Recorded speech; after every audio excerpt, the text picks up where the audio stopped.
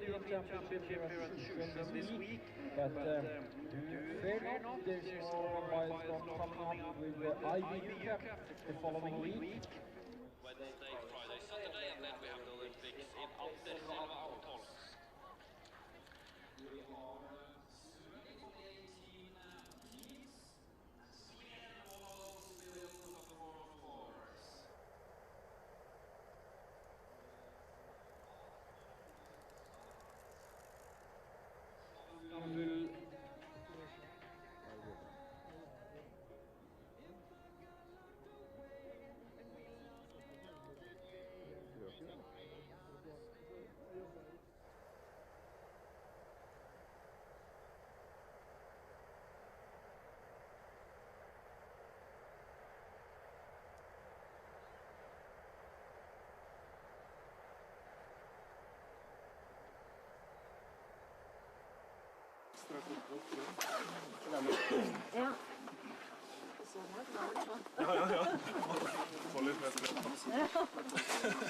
We are going to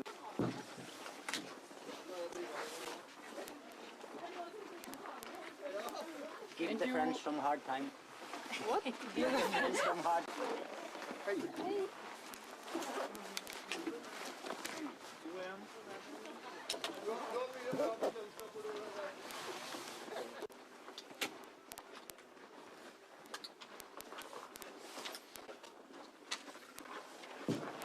Jurymøte avholdt, og Inger.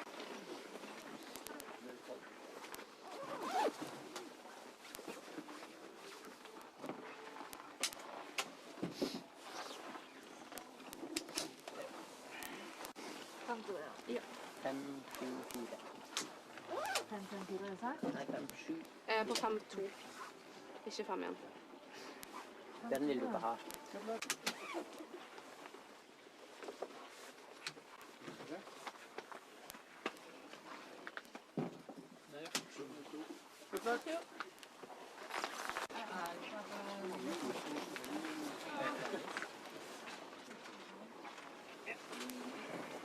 Lykke til! Takk skal du ha.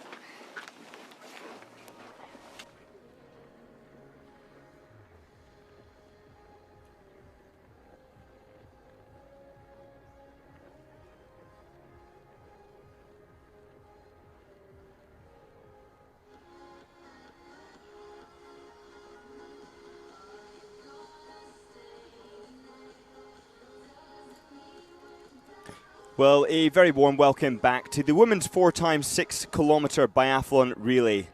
It's the last race of the 2026 Open European Championships here in Shusåene, Norway at the Našy Stadium. The snow's been falling now for days on end. The temperature has not risen above minus 10 degrees Celsius. It's cold, it's wintry, it's exactly what we all want to see. And after a series of exceptional races, we have yet one more to bring you.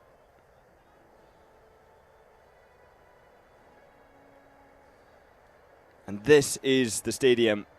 The beautiful view of the tracks, which now you can have a look at the graphic, which shows you where they will be weaving in amongst these snowy Norwegian trees, down to the bottom of the track, which is here, and there is the highest part and hardest part of the course, and including the steepest hill where we've seen many make their move. And I'm sure today that will be much the same as before.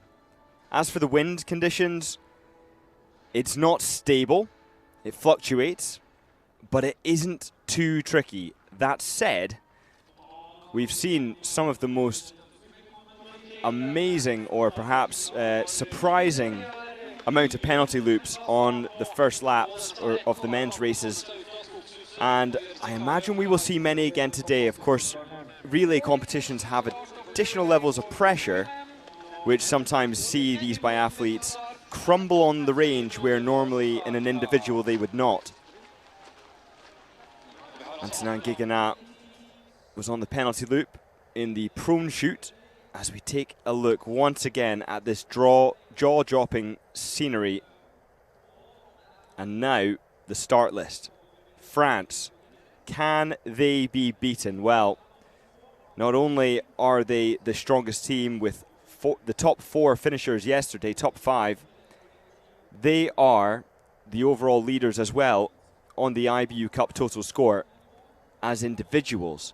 And they haven't even included in their team bout or Monja of France, and still are fielding what seems to be an unbeatable team.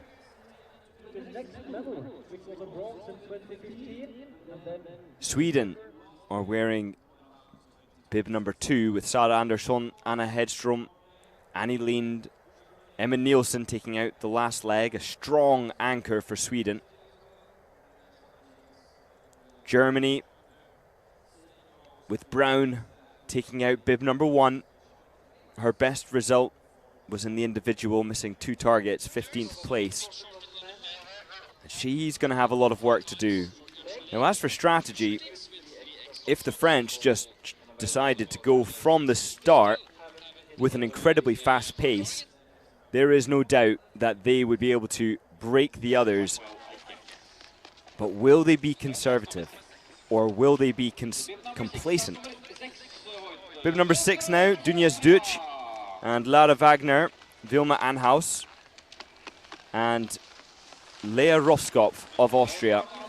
As we turn to the home stars, where the Norwegians are fighting for another medal today. Kalkenberg taking out leg 1 with Erodal on leg 2, Arne Kliev on leg 2, and Jytte Hus on leg 4. Samuela Kamola now and Martina Trabucci, they have a strong team. Carpella Fabiana and Linda Zingerli, all strong, and Italians certainly one of my favorites today to get up there, but certainly not as high up the list as France, whose biggest weakness today would be complacency, thinking that it's in the bag, and then that getting to their heads and watching the targets fail to fall down. But Sweden wearing bib number 2 with Sarah Anderson on leg 1, and here now wearing bib number 3 you have Germany. Marike Braun taking out leg number 1, and Hannah Kebinger on 2, Julia Kink on 3, and Marlene Fichtner, a strong anchor leg. The sun is peering out on the horizon underneath this fog and snowfall for the final race of this Open European Championships.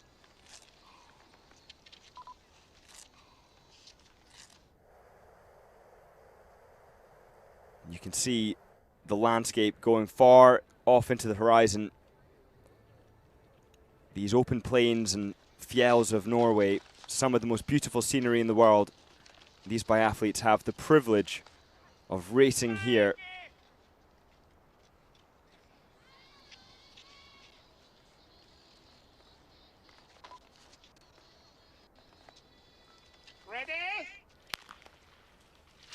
And we are off now for the last race of the 2026 Open European Championships. The women's 4x6 kilometer biathlon relay. And over the next hour and a half, we will see the drama unfold. As already the 18 teams clustering on that first hill, vying for space in an ever narrowing track. As they get round this top hill, so much will be decided by the tactics of the French team. Led initially now by Celia Hanaf.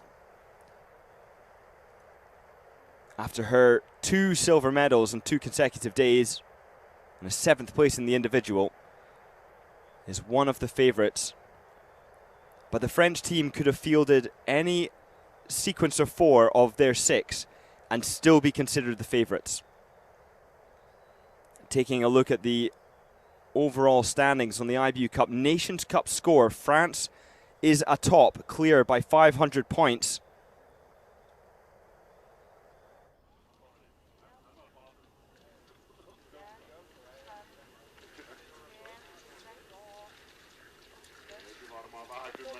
At the top of the IBU women's total score, Paula Bautet, who is not starting today in this French team, and Amandine Mongeon in 5th place in the overall standings, still under 23. She is not starting today, perhaps due to the fact that they were a little bit off the pace in the pursuit in terms of ski speed, and maybe the coach is now looking sensibly ahead to the races to come, still here in Shushan on the IBU Cup next week, and saying, right, it's time to give their legs a rest and for Paula Botte to fight for that overall score, indeed against her teammates. As we take a look at the speed these biathletes come down these hills, through these snow-covered Norwegian trees. And there might not be much color variation in that image, but it is a true scene of winter. Something that we often yearn for in the biathlon circuit, and yet here it is. So now already you can see that there is a leading group who have managed to separate themselves from the chasing pack on that downhill. It's a lot more elongated than the men's race, which became quite congested early on, and that clustering effect allowed some of the smaller nations to climb up. But then we did see our 3 favorite nations drop way down the order. Now your leader, Sara Andersson, able to dictate the pace. Now Sara Andersson cannot match the ski speed of Silje Henaf. However, Silje Henaf is not just allowing Andersson to take the lead, but also allowing Kamola of Italy, another one of the fastest, to relax in ahead of her. And that, to me, calls into question the strategy here, where the French could quite easily utilize those powerhouses in terms of ski speed on lap 1 and open up a gap early, but choosing to play it tactically, nice and relaxed, as these 18 nations contend.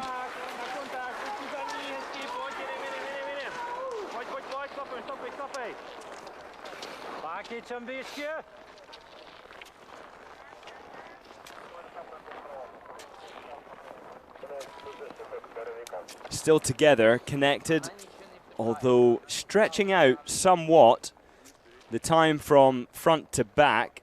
Andersson at the front and Imont at the back for Belgium, 13.1 seconds, the gap.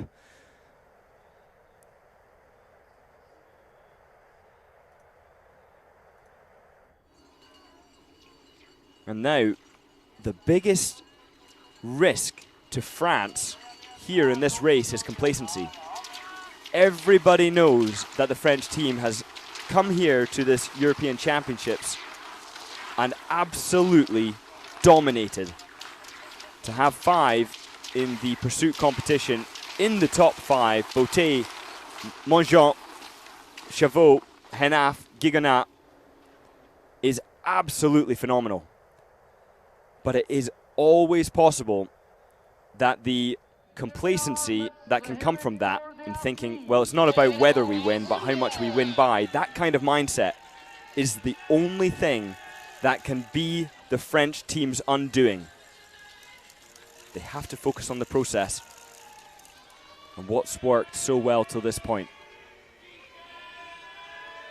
The French, in the overall medal standings, are at the top. They will be by the end of the day. 12 medals in total, 4 golds. But here we are, coming now into the shooting range for the first time. They will go onto the mats that correspond with the numbers on their bibs. So France will filter into lane 1 with Silje Henaf. Sara Andersson of Sweden into lane number 2. And Brown of Germany onto lane number 4. 3.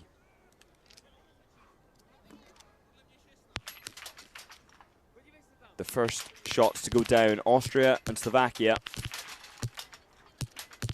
It's Cam shooting across the board, with Slovakia getting the most down as Ukraine first to get all 5 away, but with 2 misses. Finland have 5 hits and they're down, with Sweden getting the rifle on the back without the use of a single spare, all 5 targets down. And already Henaf of France is down. Sara Andersson in the lead. Janka of Finland in second. And Nezda Kubinic of Poland in third. Austria in fourth and Norway in fifth, followed by Germany. And then 12.4 seconds later, we have the French. Now, are the French just teasing an early down set, or could this be the beginning of the French team's undoing? It will all play out over the next hour.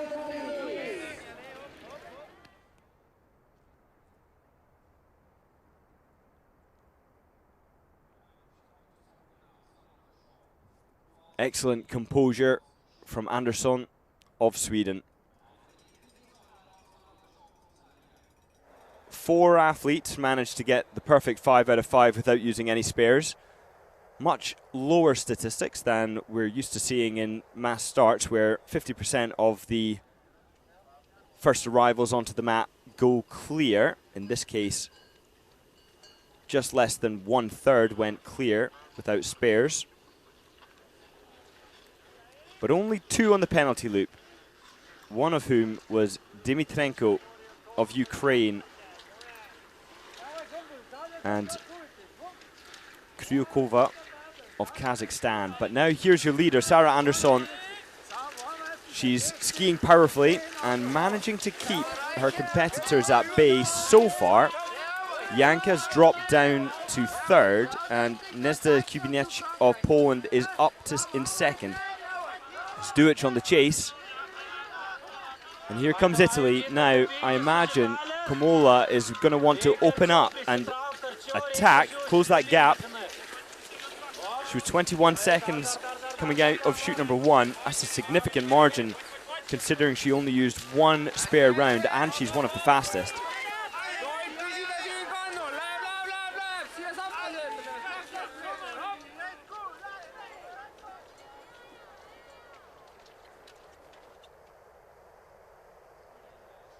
Best result in the individual was 16th.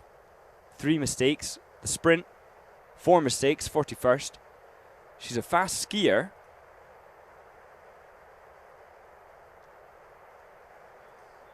The 11th fastest course time in the pursuit for Andersson. She skied faster than Komola.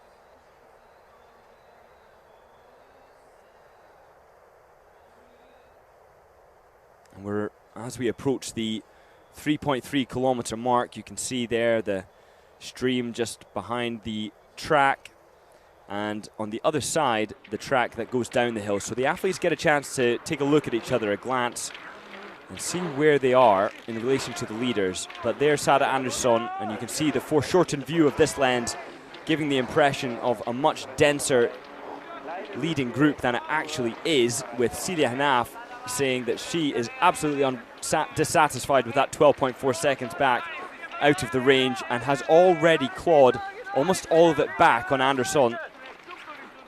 At what cost?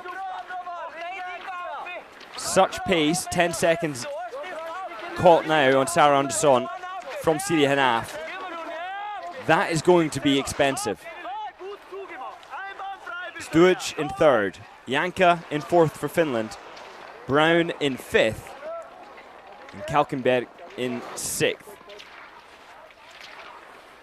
Nezda Kubinic of Poland is dropping down the pace.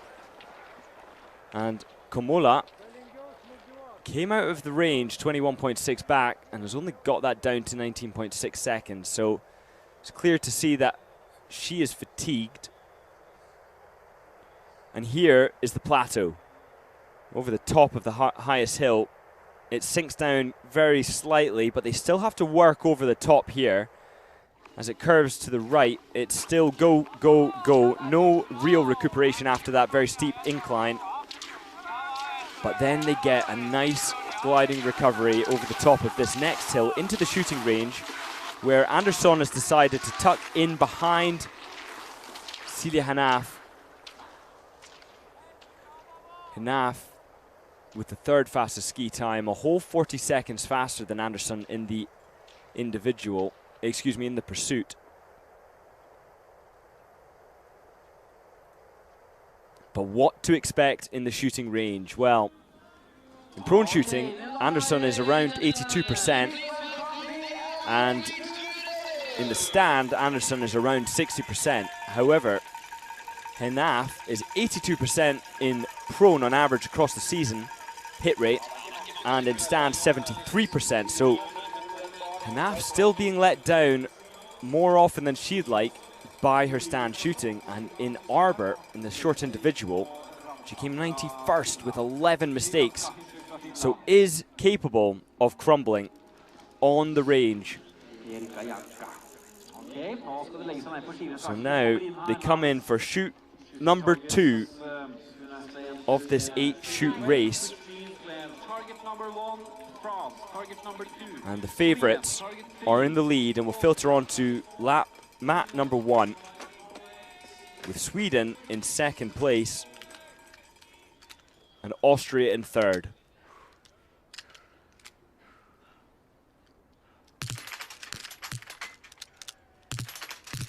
All hits so far across the board, and it's fast shooting from Andersson. It's fast shooting from Stuic. It's accurate from both, and Andersson gets the rifle on her back with the perfect 10 out of 10. No spares required, as Henaf has to use yet another spare. Norway, they go clear, and Finland is also out without the use of any spares. That is fantastic shooting from Janka. France is now out. 1 spare round required, but time lost. Germany finally got all 5. 2 out of the 3 spares were used, but Italy now out and off the map, but farther behind than Kamola would have hoped at this point in the race. Slovakia just go through by the skin of their teeth. USA 5 for 5. Now that really is great shooting there from Kaskongue of USA. Lithuania, they're out. 1 spare needed. Same with Estonia, but Czechia are on the penalty loop. Guaranteed once, maybe twice. And just as I said it, it is twice. Dixon of Canada now in 11th place. Coming into the shooting range in 14th, climbing to 11th for the Canadians. But now an upset. Only a small upset, but perhaps foreshadowing more surprises to come. Andersson, with total control in the range, managed to get all of the targets down without using any spares. Now, looking back through Sarah Andersson's results, you would certainly not have projected that kind of shooting. In the last 2 years of racing, she's only done that once, and that was in Kontiolahti in the sprint in 2024-25 season. So that really was an outstanding and uncharacteristic shooting there from Andersson when she needed it the most. So great work from the Swede, but equally great work from Stuic. 9 out of 10. 1 spare needed, and only 1.9 seconds down behind Sweden at the end of shoot number 2. But you can see that that 1.9 seconds has evolved. Andersson now has a big gap. There's 4 who are bunched all together, and that 4 perhaps now includes Henaf. That could be Henaf in the back, although it's hard to see from this distance. So I'll update you. But Henaf, of course, very fast on the skis, but did work hard on lap number 2 to get up there. But your chasers, Stuic, Kalkenberg of Norway, Janka of Finland, Nessa Kubinec of Poland, and Silja Henaf of France, all within 20 seconds. Really powerful doppel dance, V2, one skate, whatever you want to call it, from Sarah Andersson as she breaks into the uphill technique as late into hill as she can manage for this final charge. And here is the steepest part now. And she's been told by her coach just how great she's doing. 16:25 is the time as she comes past the 5.3 kilometer checkpoint, only 700 meters to go.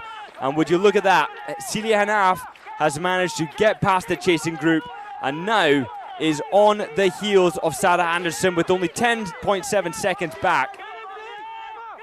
Kalkenberg has no response from Norway. She's 13.7 back. Stuart is 15 back. Janka slowly dropping off the pace. And now Brown climbing from 23 seconds back all the way to 16. So the German putting in the work on this last lap to really regain some of that lost time on account of her 3 spare rounds used. What a start for Sweden. And Emma Nielsen, the anchor leg for Sweden, will be looking at this with a great deal of optimism. And look at that power over the top, fighting for every single pole plant to be maximally effective. And there it is, the finish for Sarah Andersson. She's going to hand over to her team, and that will mark 1/4 of the race done for Sweden.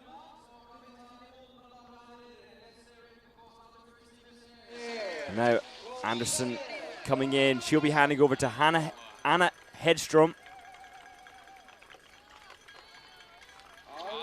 as she rounds the final corner. Kalkenberg there in the tuck position, just braking. But now, here is your leader after leg number 1. We have Sarah Andersson handing over to Hedström of Sweden with a significant lead over the French.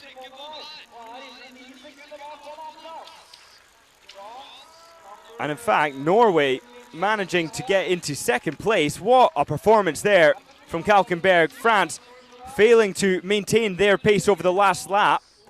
And Celia Hanaf burnt out, 3rd position on the handover. And Germany at the exchange in 4th, Austria in 5th, and Finland in 6th. So what happened to Celia Hanaf over the top of that hill? There was only 3 seconds between them, but Hanaf had already got past.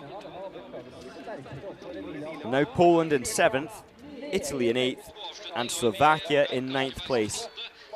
Ukraine has unfortunately been already round the penalty loop once, and that accounts to some degree for their 1 minute and 7 seconds back at the 5.3. But now at exchange number 1, 1 minute and 12 seconds behind.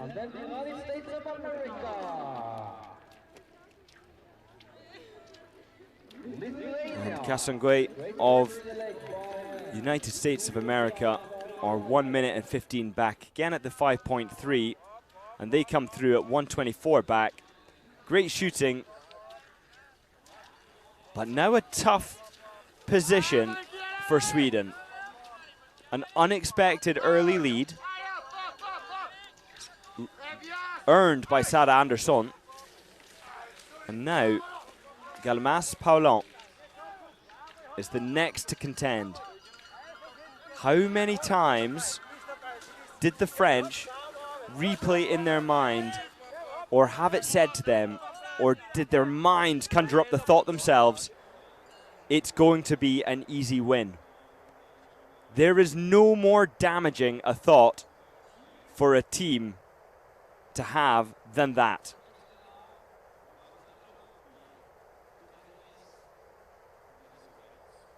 I heard it said in an interview, it's not about whether they win, it's how much they win by. And those kinds of ideas need to stay out of the minds of the athletes so that they focus on their process. Otherwise, Voldia Galmas Paulin could struggle, as she did in the sprint, only gaining 1 point, despite the fact that she's 3rd in the overall standings on the IBU Cup for the women, with 756 points, only 4 points behind Sophie Chauveau, her teammate. But in the sprint, Voldia Galmas Paulin missed 4. 40th place. She climbed to 19th, 21 spots with 4 mistakes, so is skiing incredibly well. But perhaps she needs to ease off more coming into the range. At exchange number 1, Kalkenberg did something really special and perhaps unexpected, managing to get in ahead of Celia in half, so a really good sprint finish for her over the last 500 meters. Would have loved to have seen it. Of course, it happened off screen. But now Galmas Paulin 6 seconds back, Kelbinger 7.3 and Erdal of Norway 11.3. Erdal not expecting to stay up there in terms of ski speed. It's going to need to rely on her shooting.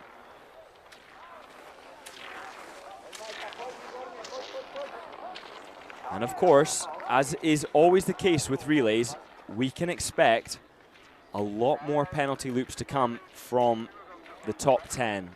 At this current point, as Traubucci comes through the checkpoint,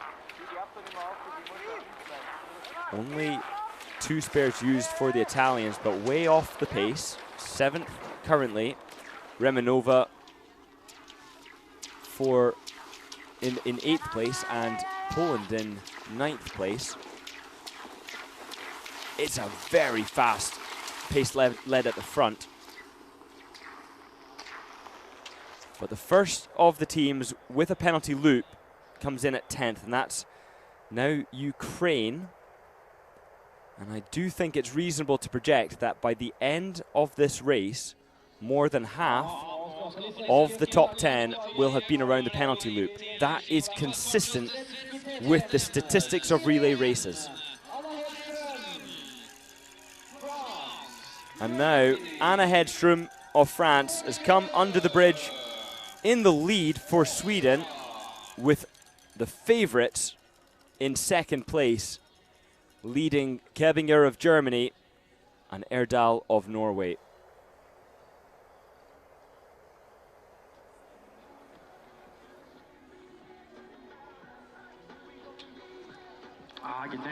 So we're coming now into the shooting range for the 3rd time, but the first time for these athletes on leg 2. Sweden has a 6-second lead over France. And Galmas Paulin of France has got a 1-second lead over Germany. They're all side by side now and in somewhat synchronization.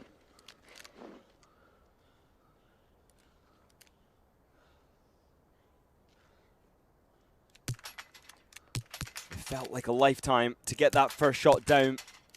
Galmas Paulin, the first to do it. Kebinger of Germany, she's shooting the fastest. It's 4 out of 4, 5 out of 5 for Germany, with a miss from France and Sweden. Galmas Paulin now loading in a spare as Norway is in trouble, having missed 2 out of 3. And Hedström missing her first spare round. She needs to get this fast, because would you look at that? Hannah Kebinger is in the lead with perfect shooting.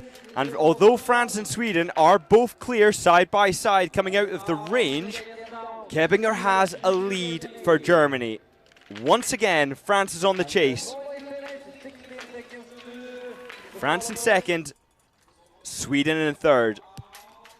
Norway, better late than never, but out of the shooting range now in 4th place. 30 seconds back from Erdal. And then some fast shooting from the Italians, 5 out of 5.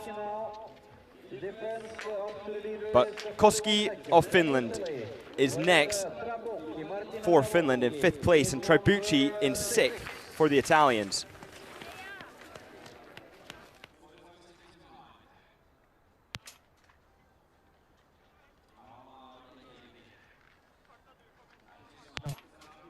And now Poland has 1 more spare round and 1 target still standing.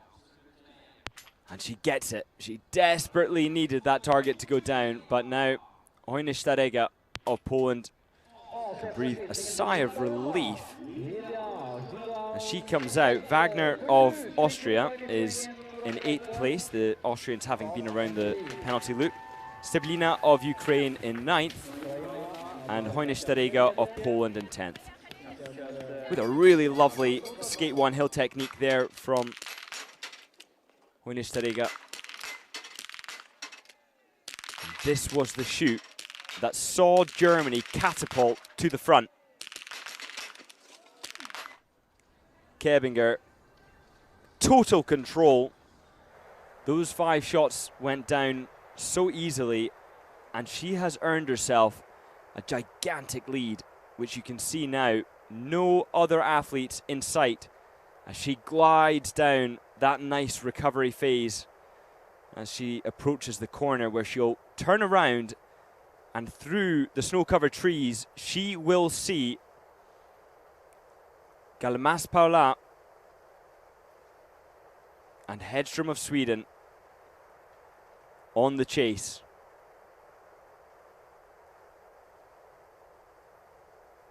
But she has no reason to be frantic, to go too fast.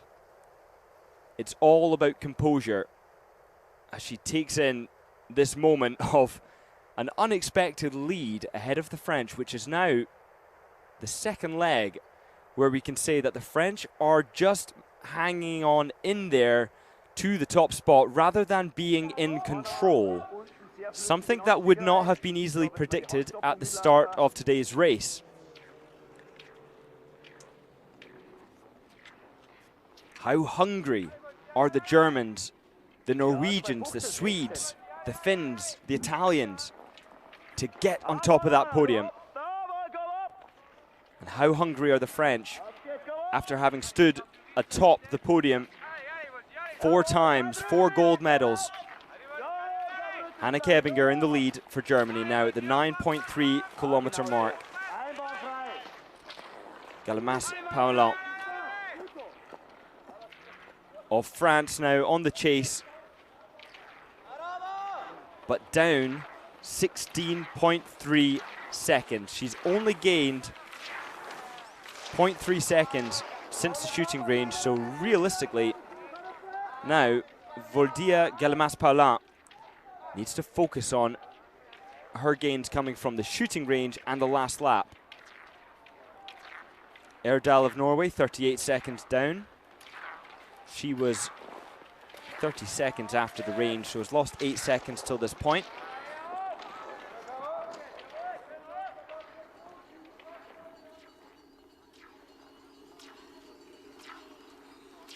And Germany's prospects are looking good. After Hannah Kebinger, if she can get these targets down and hand over with the lead, Julia Kink is one of the top biathletes at this European Championships. Her worst result was 13th in the individual, missing 3. Skiing so fast. 6th in the sprint, 8th in the pursuit. Galmas Paula is on paper, from this World Championship, the worst or least strong of the French, despite the fact that she's one of the best on this IBU Cup circuit. And here comes the Germans now in towards the shooting range,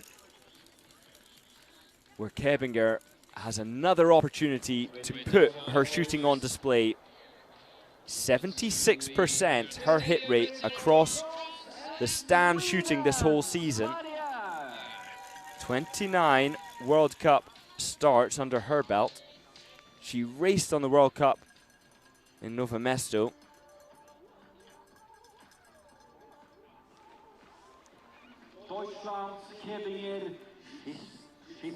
And now Kebinger is coming in towards mat number 1, lane number 1, to shoot stand.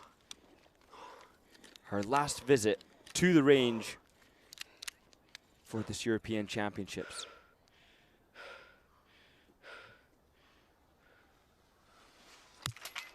Five strong breaths precede a hit and then a miss just as the poles clatter down for France. And there comes another miss for Germany. Kebinger is in trouble. Galmas Paula and Hedström shooting in unison, getting the targets down, but Hedström just pulling away with accurate, fast shooting. Can she get 5? She can. Sweden are back in the lead and done in style. France with 2 misses, matching the Germans' pattern, but now Kebinger must get this last shot, 1 remaining round. Anna Hedström is in the lead and out already. Now Germany managed to avoid the loop. They are out and they will be in second place. But by how much? Galmas Palan needs to get this last shot. One target remaining. One spare round remaining. As Norway are next to get out of the range, Galmas Palan does manage to get the shot down. And is now dropped yet another spot. And Erdal, doing exactly what she was supposed to do today, manages to get out in third place, 36 seconds off the lead, and most importantly, 1.6 seconds ahead of France, who are in fourth. Italy now managing to get 5, but not before Slovenia with Remenova. Slovakia, I should say. Excuse me. And Finland now on the range, shooting clear so far, getting the 5th shot. That's fantastic shooting for Finland. Another opportunity to climb. As Poland are on the mat. With Hojny Starega getting all 5 targets. Beautifully, accurately, fast, clean shooting there from Poland.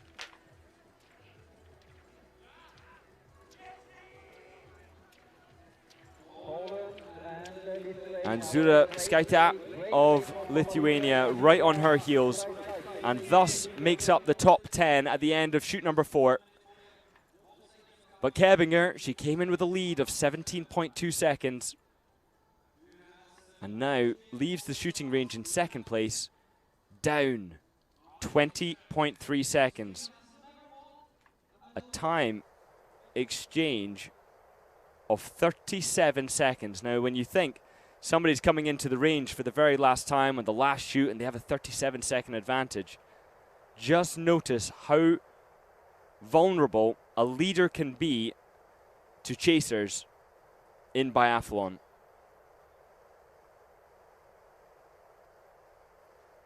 Kebinger will have just seen the small dot in the distance of Hedström, who has that advantage. Erdal and Galmas-Palat now chasing, but Galmas-Palat, certainly the fastest of the duo, will almost certainly be trying to get past and then catch up with Kebinger of Germany. But she needs to make a move on this hill, still allowing the Norwegian to take the lead. Erdal, with fast skis, undoubtedly being on home snow at the hands of wax technicians who have been around this course many, many thousands of times. More so than any other support crew. And that makes a difference. Your leader, Anna Hedström of Sweden, as the chasing trio are beginning to form into a single chasing entity. Kebinger being quickly pulled in by Erdal, who must be really fighting hard on this last lap, because Galmas-Palat of France has not gone past. That is an indication of speed. Erdal 25 seconds back, Kebinger 19 seconds back.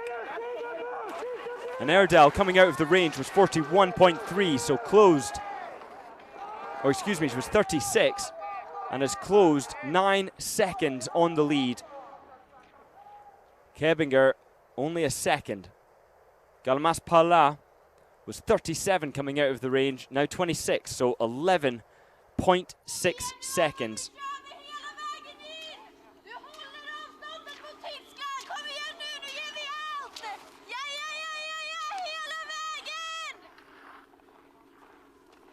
All the way, hele vägen. Hedström has a gap. The camera almost seemed to be waiting there forever before Kebinger rounded the corner.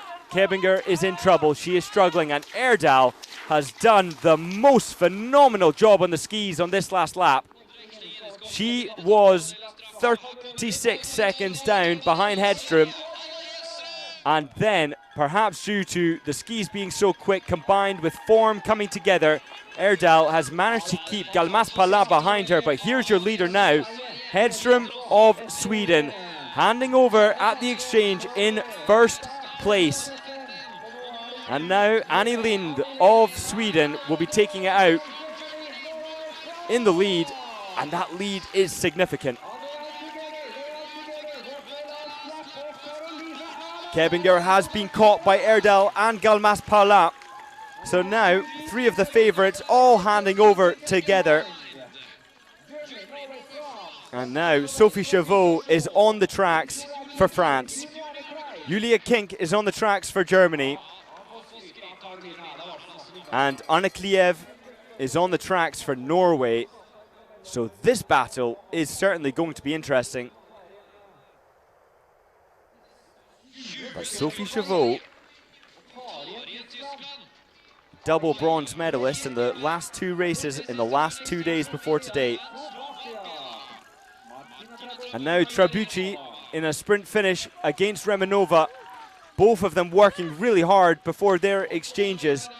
And a great job from Slovakia at this point in the race, handing in ahead of Italy just by 0.9 seconds. And Italy now with Carpella on the track. Carpella, her best result, 29th place overall. But Molentova of Slovakia, her best result with a clean shoot in the sprint, 24th. Therefore, could be on for a good one today as Vilma Anhaus of Austria now has the baton in 7th place. And here, now out on the tracks, are your chasers. Once again, playing catch-up, the favourites, Team France, Poland, Lithuania and Finland, all coming to the exchange together. Lydia Zukarakste and there's Daria Gambika, excuse me for my pronunciation there, as Lithuania, Poland and Finland all go out together as a trio.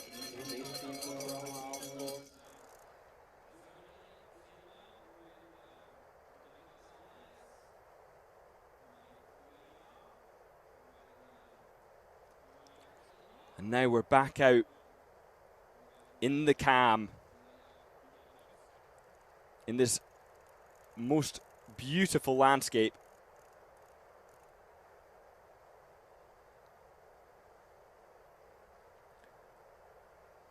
It seems peaceful from this elevation, but then you need only zoom in and be in amongst it from the athlete perspective, gasping for air. -10, filling their lungs with cold oxygen. And then if you go inside the mind of these biathletes, the storm, not just of trying to cope with the pain, but cope with the pressure. Hedström did an absolutely fantastic job for Sweden. She had the best time out of everybody, really pulling together an absolutely amazing result today for Sweden. But now the pressure is with Annie Lind. And inside her mind, nobody knows what she's thinking, but I would not like to be chased by Chauveau, by Julia Kink and by Arne Kliev, all of whom have top 10 results here at this championships. And perhaps Arne Kliev, the best rested among them. She didn't start in the individual. She raced the sprint, 14th place with one mistake, a very good indication of her form in this particular format. The sprint correlates most closely to the ability to perform a good relay race. And Arne Kliev did a 14th place and climbed to 9th with 3 penalties in the pursuit. So we can expect Arne Kliev to be on good form. Kink has been getting better and better. She started off with a 13th in the individual, then a 6th, but falling to 8th in the pursuit. Carpella now coming through. The 21-year-old, born in Cavalicia, Italy. She juggles her studying alongside biathlon, the two disciplines of studying something proactively, working the brain, and doing the physical activity of biathlon, do go together in perfect harmony, I should say, except for the fatigue. It'd be hard to focus on studying when the body is exhausted. But look now at the gap. Lind has a 12-second lead at the 13.3 kilometer mark. However, she did have an 18.5 second lead over Chevaux of France. So the gap is closing. And by the time Lind gets her elbow down onto the mat, she lost another 6 seconds since the 13.3K. She will hear the poles clattering down from Chevaux, Kink, Arne Kliev, and she will know that she is being hunted, and every single miss or wasted second will be exploited by the French, Germans, and Norwegians. The pressure is now on.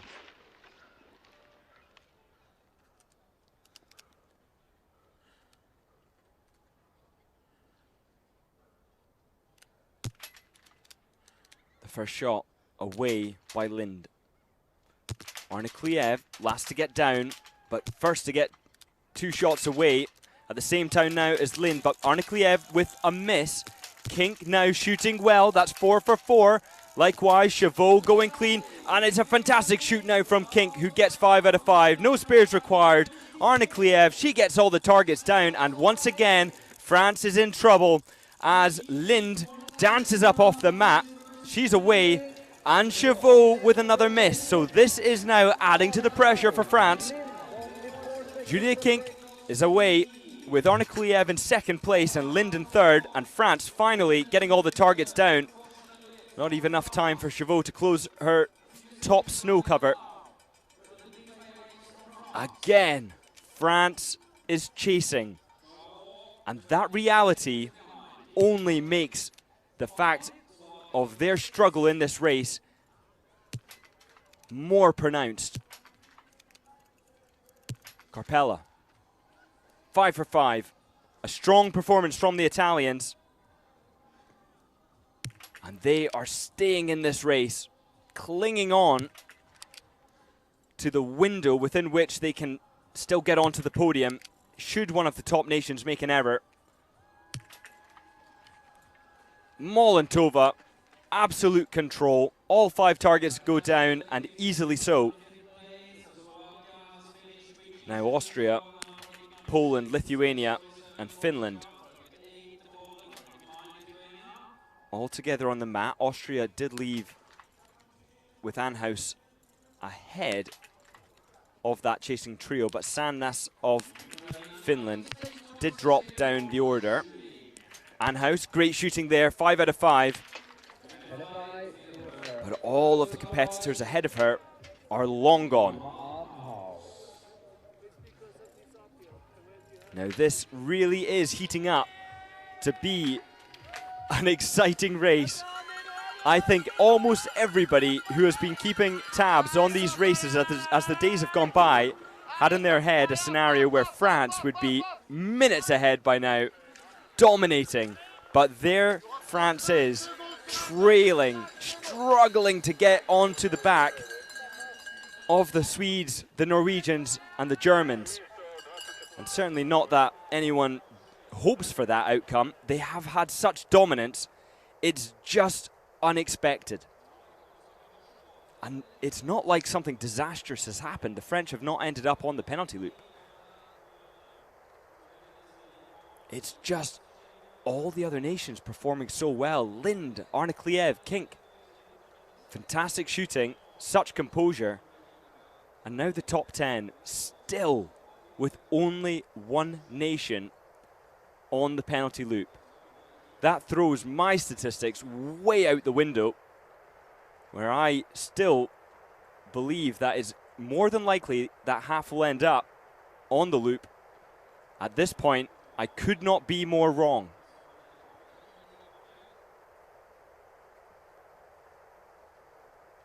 And just take a look at that. What a place to race.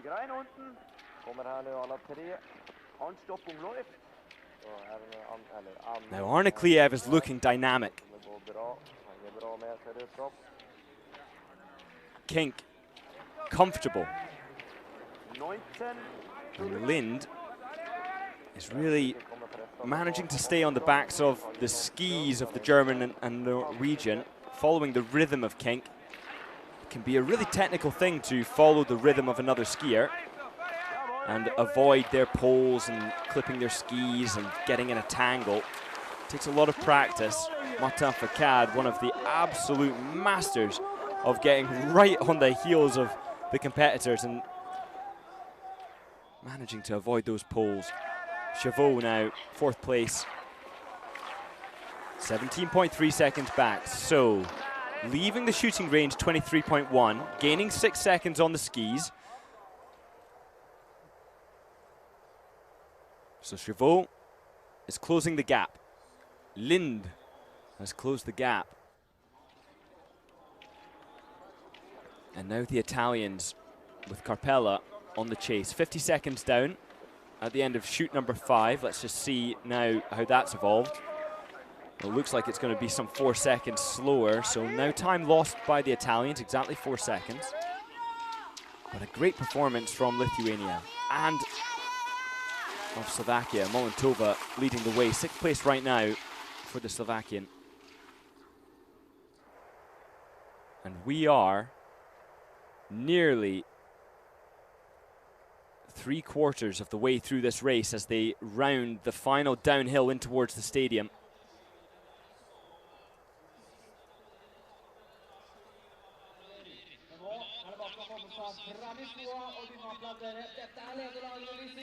One more stand shoot to go before these athletes can battle it out just on the skis.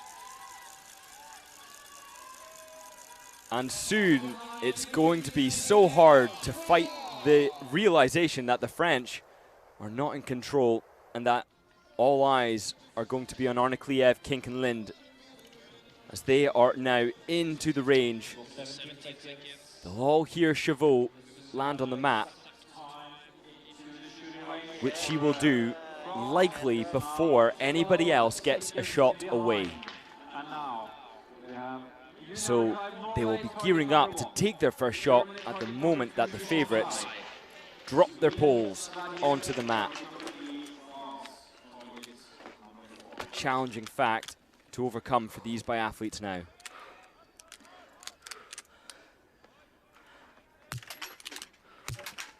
And there it is. At the exact moment the poles drop, Arne Kliev gets the first shot away, but it's a hit. Kink struggling with the first miss, but getting the rest of the shots down quickly. Lind, much more measured, much more controlled, and she hasn't missed so far, but still Arne Kliev gets away, 1 spare in, and it's a hit. Lind now missing the last shot, but Germany is away, and Chavot is away and on the chase. She didn't miss a single shot there in stand, and that gap is now closing. Kink has work to do because she has Chavot on her heels, just 5 seconds down. But it's close at the front. Lind in 4th place, 17 seconds down off the lead, but only 7 seconds down off Chavot. And what incredible performances at the top. Everyone pulling together to make it so hard to close those seconds down. Great shot here to show the perspective of a biathlete in the range as Carpella loads in her spare and gets it seemingly easily. They're shooting the size of a small dish 50 meters away while their heart is pounding out their chest. Their lungs are screaming, their legs are aching. The mat is slippy, the fingers are cold, and they have to get these targets down, but none of those elements having anything on the mental and psychological pressure they face when they're next to their opponents and fighting for their team.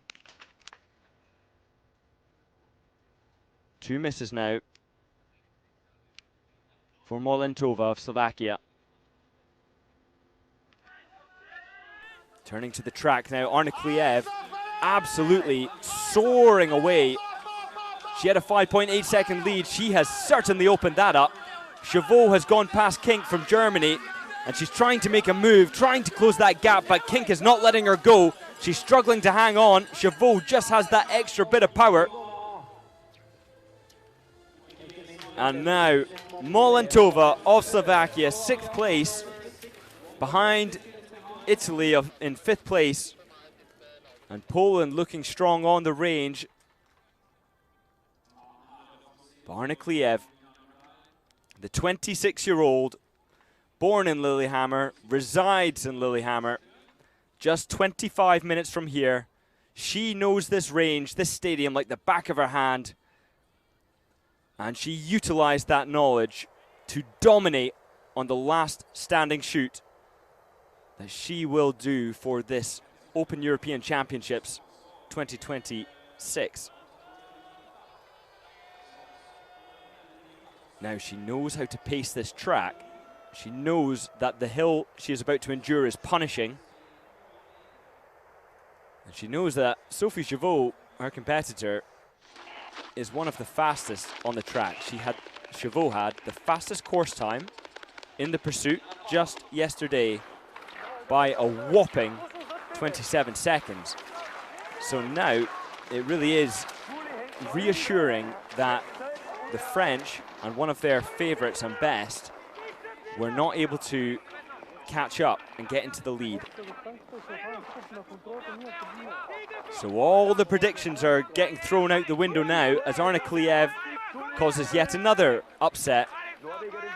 And at this point, lap 9 of 12, 4 leading nations all within 1 shot from the camera, and perhaps 1 shot on the range as well if it goes wrong.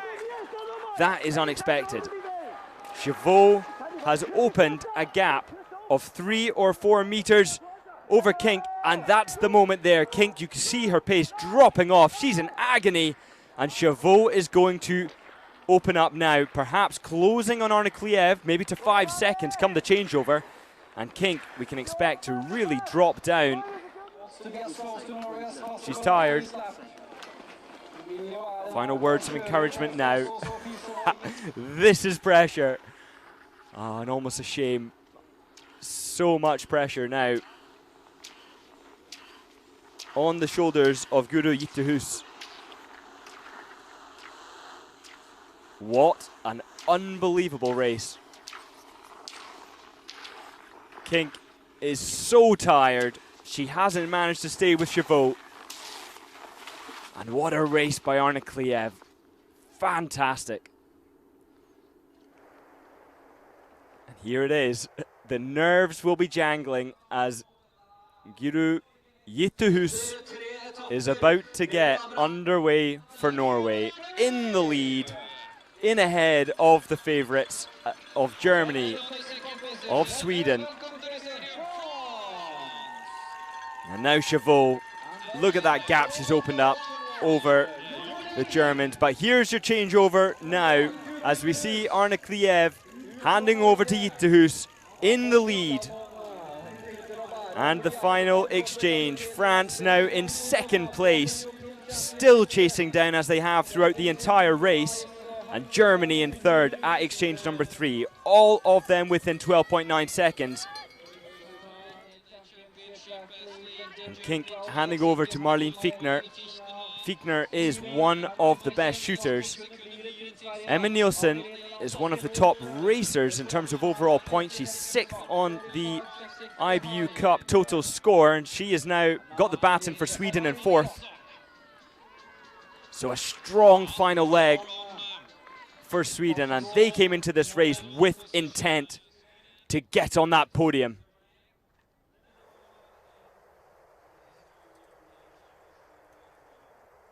Now, who has France got on their last leg? Well, not just any old racer, it's Gilles Guigonat, 2-time gold medalist at this European Championships. And she, in both races, could have given more.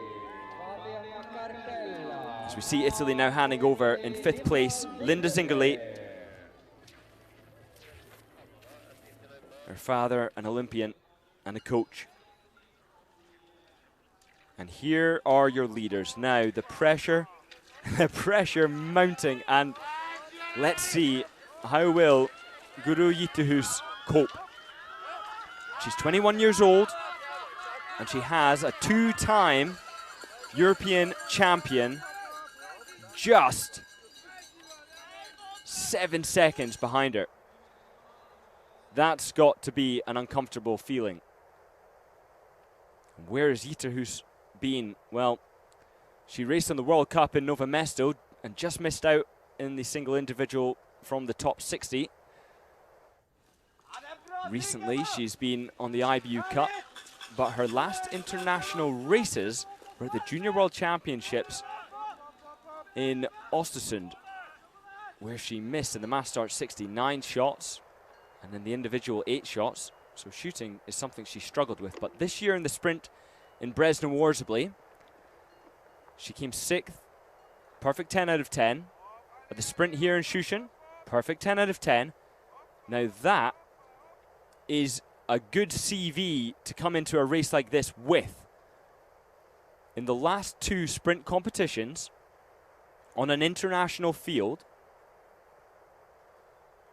Yitterhus has shot clean.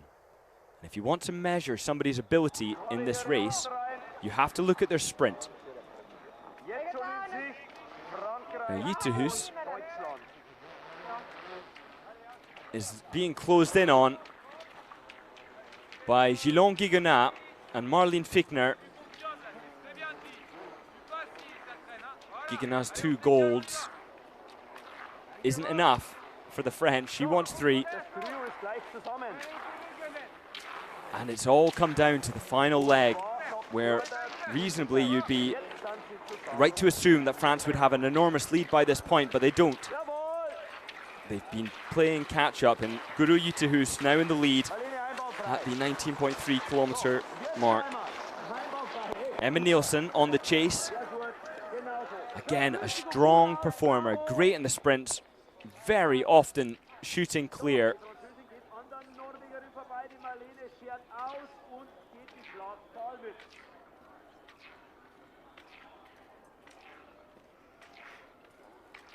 But Nielsen was the 17th fastest skier, 1 minute 18 seconds back. Yesterday, 3 seconds slower than Marlene Fichtner of Germany, who's in ahead of her. And Gigonat, she was 38 seconds back, but of course in the pursuit slowed down on the last lap, so we can assume that would be around about 18 seconds off the pace. So Gigonat, the fastest amongst this group, the 2nd fastest amongst this group, as of yesterday's recordings. Yitterhus, she was only 57 seconds off the pace in the pursuit. So she's in very good form on the skis. And in the last 2 sprint races internationally, Yitterhus has shot 10 out of 10. Hopefully, she can just enjoy this experience today and utilize those rapid skis on under her feet. Kudos to the Norwegian wax technicians. But now Gilon Gigonat in control. And is it fair to say now that the French in control for the first time? Well, Henaf did enter chute number 2 in the lead. He only got there at the very last second, as Gilon Gigonat has done now. But Henaf left in 6th place. Nielsen, very likely to do well on the range.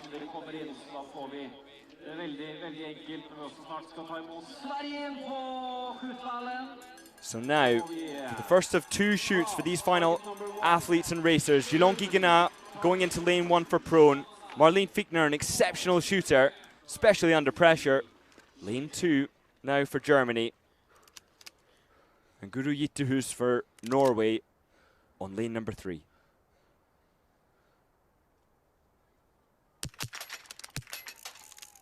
Is a hit across the board. There are no misses. This is a masterclass. And Fichtner, the first to get 5 for 5. And Gilon Gigonat does the same. It's a miss for Yitterhus. She loads in the spare. And as she does it, Emma Nielsen is now on the mat beside her. Marlene Fichtner is in the lead by 1.8 seconds. Gilon Gigonat is in second place. And Norway is off the mat, chasing for third. Emma Nielsen needs these 5 to go down, no spares. Can she do it? Yes, she can. Fantastic shooting from the Swede. Emma Nielsen now on the hunt, and she can capitalize on any error made by the 3 at the front. She's within striking distance of the podium. Emma Nielsen in 4th for Sweden. Jitterhus now vulnerable from the chasers. And Italy with what could be the last opportunity to get within striking distance of the podium.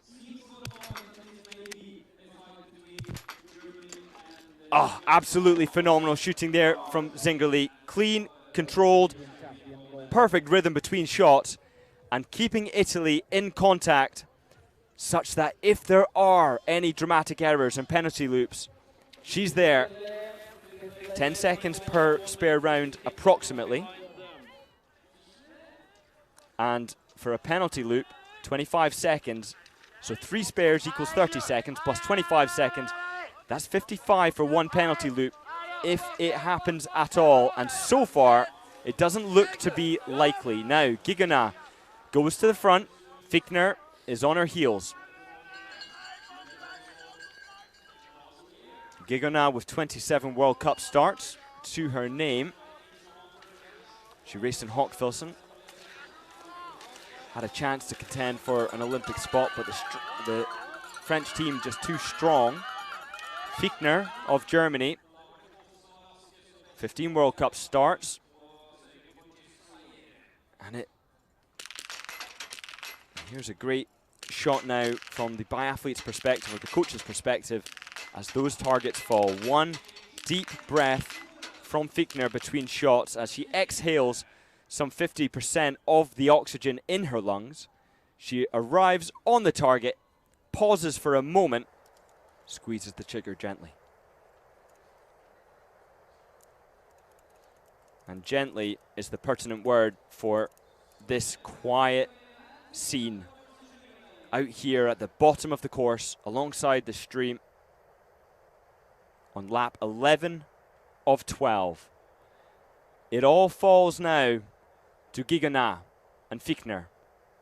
And we know that Fichtner can handle the pressure. She did on the World Cup in Novo Mesto for the short,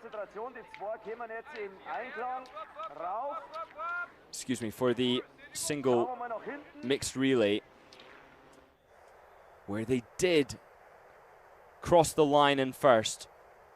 However, despite covering the ground, getting the targets, there was that disqualification. Fichtner has since overcome that with a 4th in the individual here and a 6th in the pursuit. She's skiing well, she's shooting well. Only 4 mistakes across the 3 races, 50 shots, 46 out of 50. Under pressure, -11, windy conditions, it's pretty good. Fichtner hit the perfect 10 out of 10 and 20 out of 20 in the single individual, in the pursuit, and the sprint in Arbor. All of the targets down, all 50 of them. Consistently, she shoots with accuracy, and at the the European champs last year, Fichtner managed to get a silver medal in the individual. Nielsen now 49.6 seconds down. She may not be fighting for a gold medal, but she is losing time. 12 seconds exactly. 12.6 seconds exactly. And Jitterhus has lost 6 seconds, so is skiing slower than Gigonat and Fichtner, who you can see here. This brilliant drone shot showing us the perspective of these biathletes as they come down into the stadium area. Fichtner just able to stand up and enjoy her recovery for a few extra moments. as Gigana stands up and starts to doppeldance, as the locals will call it. Skate 2, V2, one skate. But now, can the French just add yet another victory onto their dominant World Championship repertoire? Or can Germany, for the first time at this championship, get a gold medal? They've had a silver and a bronze. France has had 4 golds, 2 silvers and 6 bronzes. And it will be decided in these next moments. Gillian Guigonat, the 2-time gold medalist, will be going on to lane 1. And Fichtner, the cool-minded, sharp shooter, on lane number 2.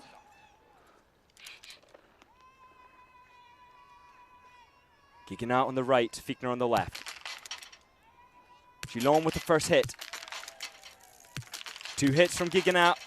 Fichtner is still clean. Both athletes have got all the targets down, no misses. And Guigonat goes 5 out of 5, but Fichtner misses the last shot. And it looks like France is going to be going for gold.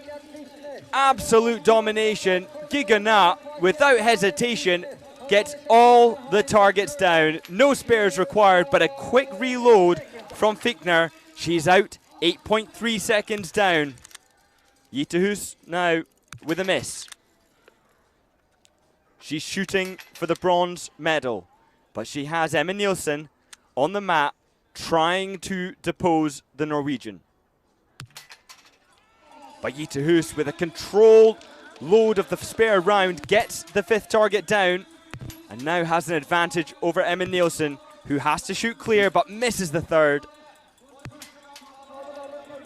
Gets the remaining targets, but now Ytterhus is clear. Emma Nielsen still on the range with the target standing, and she gets the last shot. Emma Nielsen, 9 out of 10, 1 spare needed to get 10 out of 10. And now Sweden in 4th place, Norway in 3rd, Germany in 2nd, and France in 1st.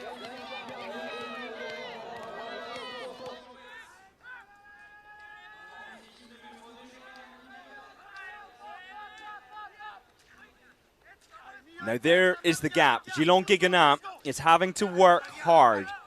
Yesterday she could take her foot off the gas somewhat on the last lap, the last moments.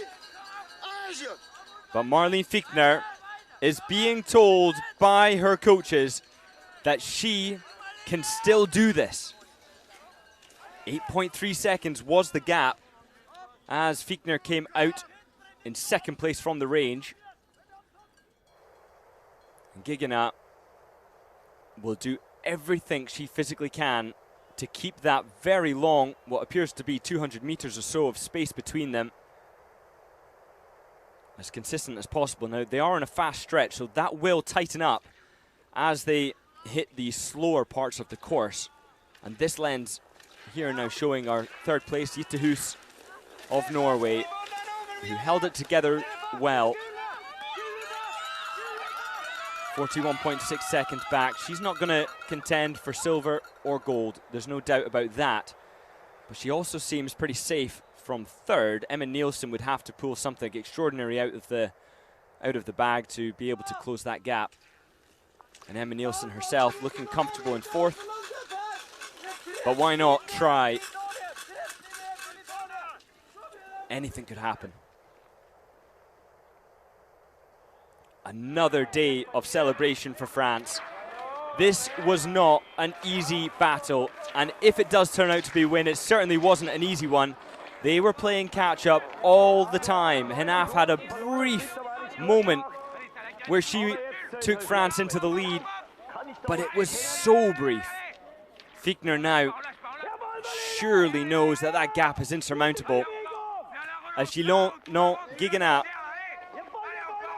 passes the 23.6 kilometer mark with a lead now far exceeding 8 seconds, 13.9 seconds. So Fichtner losing time. She will not close that gap now between now and the finish.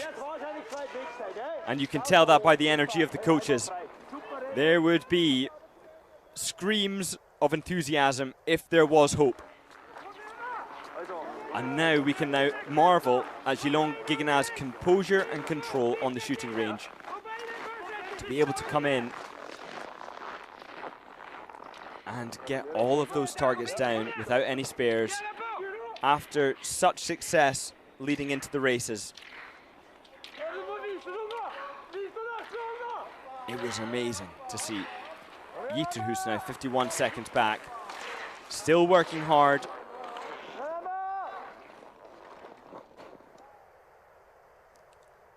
And the best team on the day are going to claim it. But they did it in style and with drama.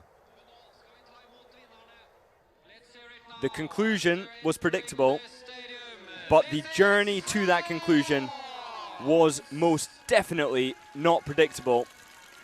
Who would have thought? And now, Celia Hanaf led the way. Voldia Gamas-Palat took leg 2. Sophie Chauveau on leg 3. And now, Gillon Gigonat coming in towards the finish line to claim the gold medal for the women's 4x6 kilometer relay here at the European Champs. It's another gold to add to France's medal table. They are unstoppable at this level. And in silver medal position now, coming across the line, Marlene Fichtner of Germany with a fantastic result. So close, within 20 seconds of the leaders. And here is your bronze medal. Guro Ytterhus of Norway held it together well, but just didn't have what it took to fight against Gigonat and Fichtner. Guro Ytterhus now in front of her home audience on home snow, coming in to the finish line to claim the bronze medal for Norway. 56 seconds down, and a fantastic result. Uni Arnakliev took out leg 1, Marta Nevland leg 2. Uni Arnakliev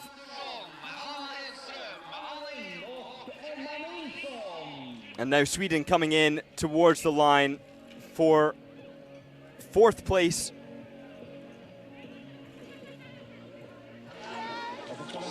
A great result for Nielsen, who, if she was in contact with the leaders, perhaps could have stayed there and could have contended for a top spot. And apologies, I read out the Norwegian star order from a different race just then. It was Kalkenberg leg 1, Erdal 2, Arnakliev 3, and Ytterhus in 4. Now as we turn our attention to Italy, and Linda Zingerli coming in towards the line to claim 5th for the Italians. A great performance. And none of the top 5 around the penalty loop. A very different picture to the men's race this morning, where penalty loops were being thrown around left, right and centre, just like the rounds in prone and stand. But your winners today, ladies and gentlemen, Celia Hanaf of France, Voldia Gamas-Palat, Sophie Chauveau, and Gillon Gigonat, as she bounces over the line one last time at this European Championships to claim the gold medal in the women's relay. True domination, and nobody would have predicted otherwise, but now 5 gold medals for the French, 3 of which belong to Gillon Gigonat.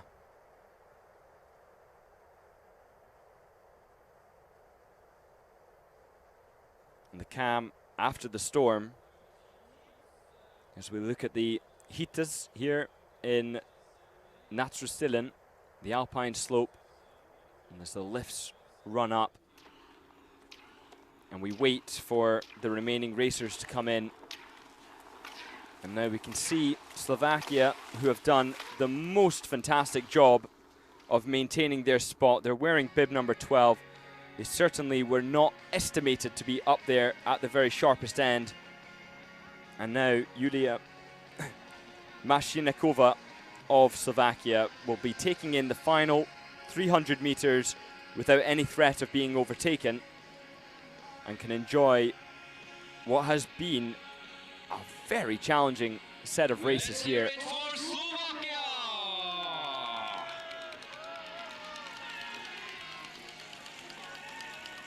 And Mashinikova now coming in, the 25-year-old, raced in the sprint, raced in the individual, didn't qualify for the pursuit. But now the Slovakians will be getting a 6th place and have earned it with every round fired and every pole plant. What a performance brought home by Julia Mashinikova, who has every right now to fall down onto her knees and gasp for that very cold air. And now Poland coming in with Shichom in 7th place, and Austria coming in 8th place.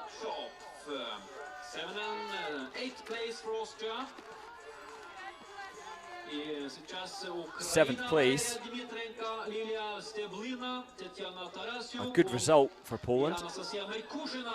Ukraine, 2 penalty loops on the day and 11 spares used. They come across the line in 9th.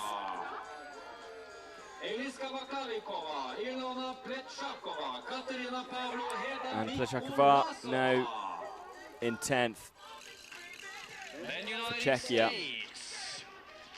And taken across the line by Mika Solova. And now the United States and Levens, who is going to be taking them across the line. A good result. And only 4 spares used on the day. So the best shooting of the day to go to United States. And Finland also having really exceptional shooting today. Italy, only 5 spares used. Sweden, only 5 spares used. The top end of this race today was just such a high level,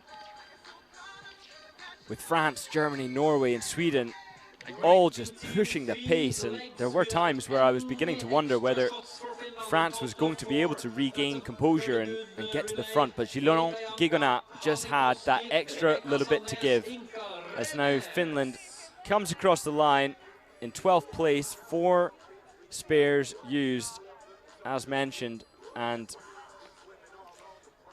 that was Erika Janka with leg number 1, Hanna Koski, leg number 2, Rebecca Sandnas, leg number 3, and then Inka Remas taking it home for Finland. Lithuania, they were there or thereabouts throughout this race, doing a really, really good job. And they didn't manage to hold it, but Udimova coming now towards the finish line to claim 13th place. And now Sara Udimova, they'll be pleased with the 13th spot.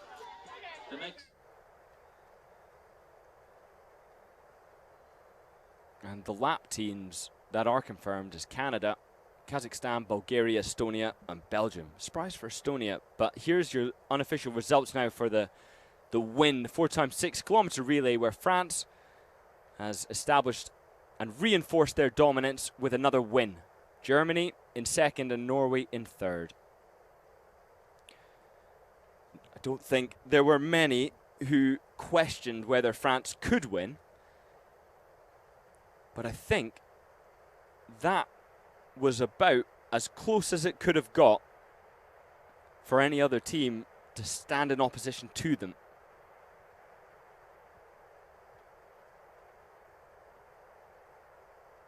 Marlene Fichtner, even if she got that last shot, would have struggled to stay with Gigonat on the last hill, as she was performing so well. So now the overall medal standings, 13 medals go to France, 5 of which are gold. Norway in second place with 2 gold medals. Ukraine in third at the end of this Open European Championships with only 1 gold medal, with Mercutini at the beginning in the individual. But 1 gold medal gets them up in front of Germany and Italy, who Germany have 2 silver. No golds. Italy 1 silver. No bronze either. Germany only 1 bronze to their name.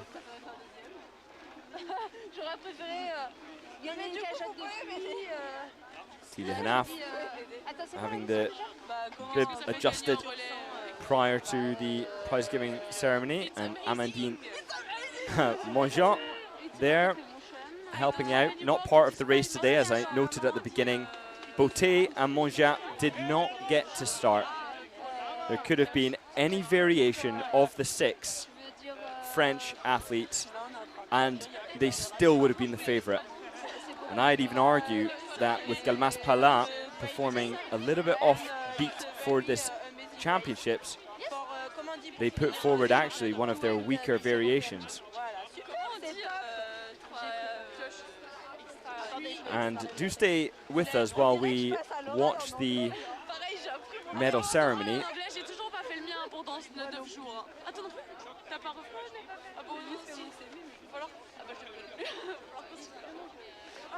But I've been Scott Dixon, taking you through all of these races, and I hope you've enjoyed it as much as I have. From the very beginning, we've had so much drama, so much excitement, and such high-level performances. Many of these biathletes could have been capable of top-level World Cup results, and have done in the past, and will do in the future. Your third and bronze medal position racers for today. For Norway, Emilie Ågheim Kalkenberg, Karolina Erdal, Juni Arnekliev, and Guru Yiturhus, taking them across the line for bronze.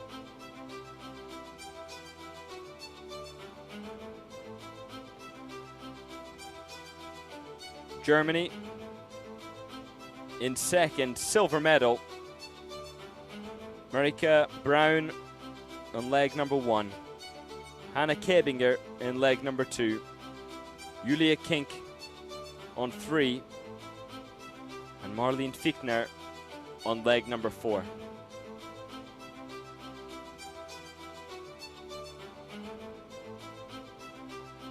Your winners, gold medals. So many gold medals, they won't know where to put them. Celia Henaf of France.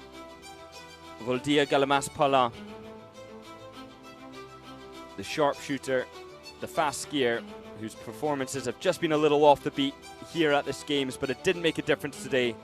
Sophie Javot, leg number 3, powerful performance, staying on the heels of the leaders until Gilon Gigonat got past and claimed the victory, the European Championships gold medal for France, to add to their tally 13 medals in total.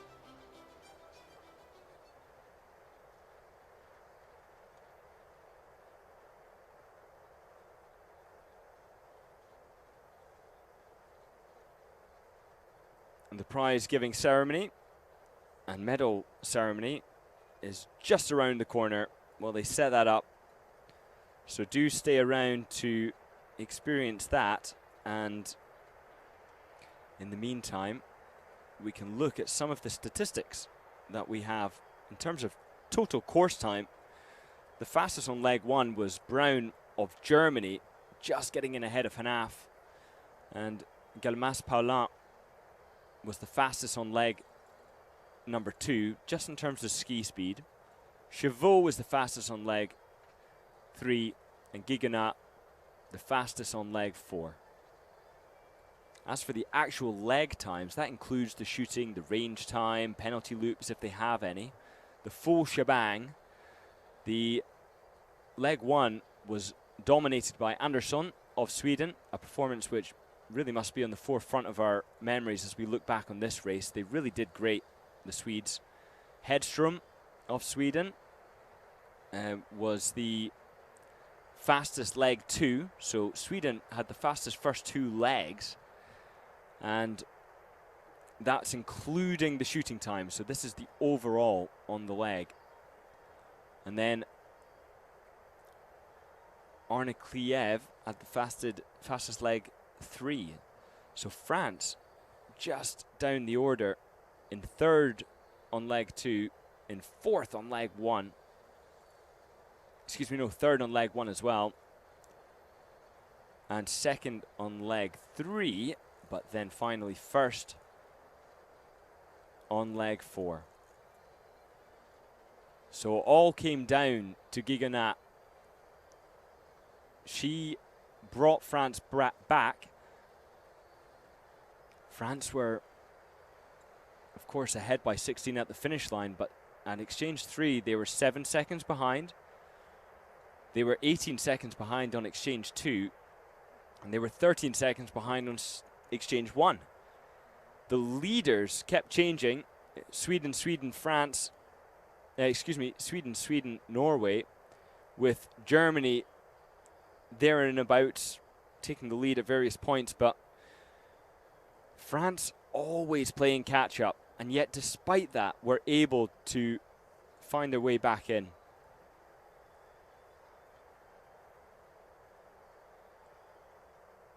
Testament to that incredibly accurate fast shooting from Gillon Gigonat at the very end.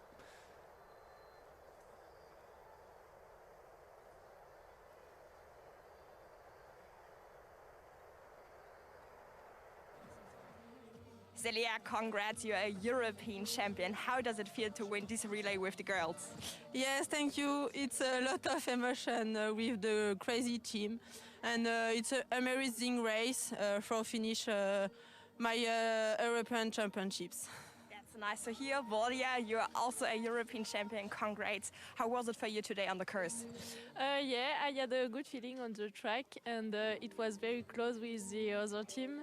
And my stunning shooting was a little bit complicated with 3 extra bullets, but my teammates did a great job, and finally it's a win for us, so yeah, it's amazing. Perfect. Like you said, relay is about trust, teammates, support. How was the race for you, Sophie? Actually, it was a bit stressful. We were not on the lead when I took my relay, but I just enjoyed it so much during the track, and for one time my standing shooting was amazing and fast and clean, so it was a lot of fun, and yeah, that was amazing to watch after that, the race of Gillon.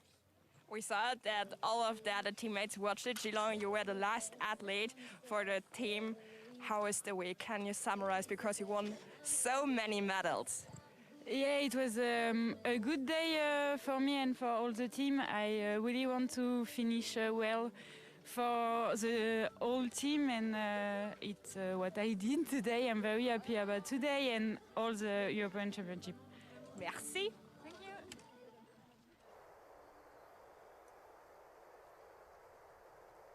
And that's only 4 of the 6 potential French athletes that could have been standing there at the top of the podium today, having earned that success. As we look once more at Natra Steeland's beauty, a place I've personally lived for 3 months of my life, alone in the summer, training here in the 40-lane range, where Johannes Dalle Chevdal would occasionally frequent.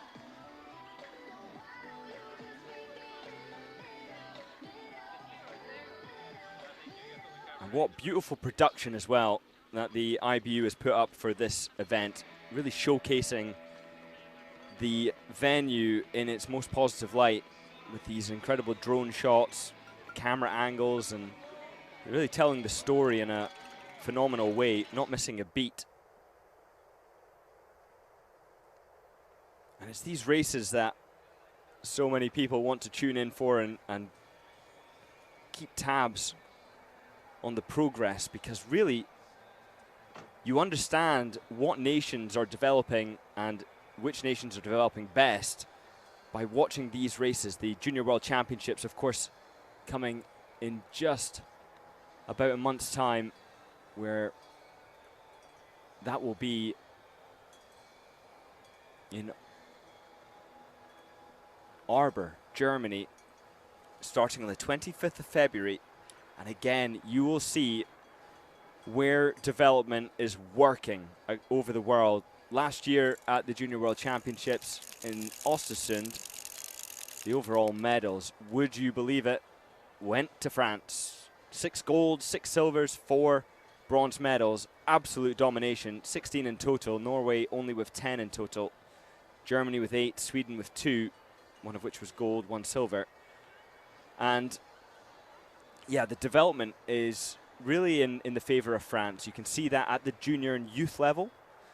Even if you do separate it as youth, the French were 4 golds and Germany were 2 golds.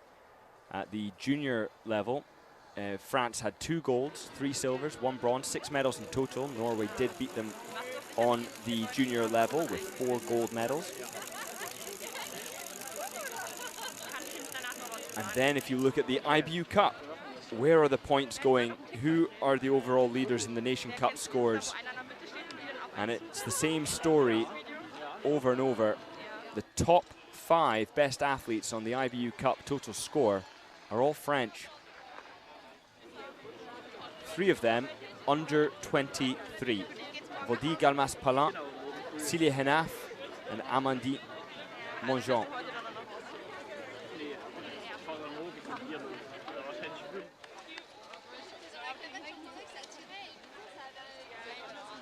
I hope you've enjoyed the coverage of this event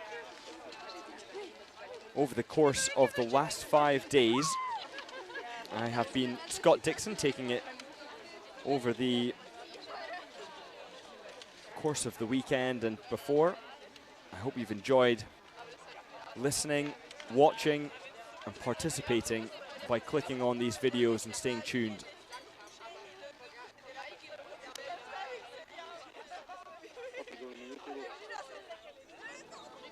So the women, for the French, dominating, and for the men's IBU Cup total score, France with Antonin Guiganat at the very top. 4 French in the top 5, with Vetle Paulsen dropped to 2nd from Norway. But now, let's turn our attention back to the medal ceremony.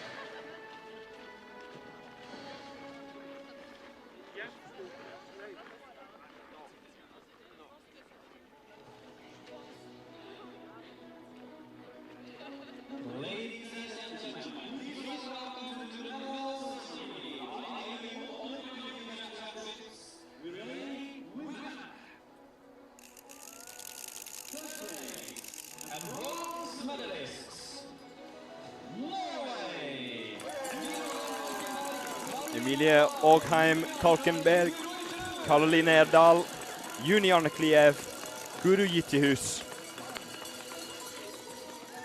Consistent performances, no drops across the quadro, and here they are, bronze medalists. They wouldn't have been dubbed as being favourites for 3rd, but they got there nevertheless, and Arnekliev being one of the pivotal performers there. Erdal doing such a great job to maintain that spot, but all of them, in fact, just doing such a top-level performance for their team on their home snow.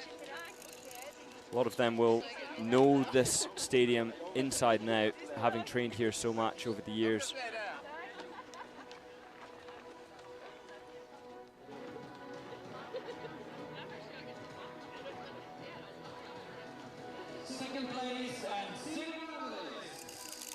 And now, your silver medalists today, we have Germany with Marika Braun, Hanna Kebinger, Julia Kink, and Marlene Fichtner. Germany not getting the gold throughout this championship, but now with 3 silver medals and 1 bronze.